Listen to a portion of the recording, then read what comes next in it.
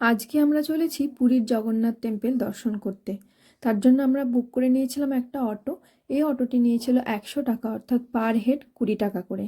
মন্দির থেকে প্রায় 1 কিলোমিটার আগে ছিল এত লম্বা লাইন জগন্নাথ দেবের দর্শনের জন্য।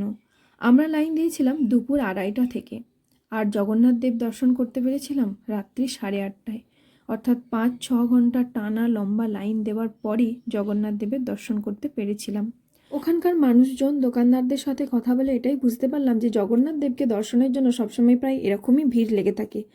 আর এই ভিড়টাকে অ্যাভয়েড করার জন্য তোমরা যদি রাত্রি 10টা থেকে লাইন দাও তাহলে ভিড় অনেক কম থাকে। আদারওয়াইজ তোমরা যদি ছুটির দিন ছাড়া আসো তাহলেও ভিড়টা অনেকটা কম পাবে। অথবা এত লম্বা লাইন অ্যাভয়েড করার জন্য তোমরা একটা পান্ডাও নিয়ে নিতে পারো।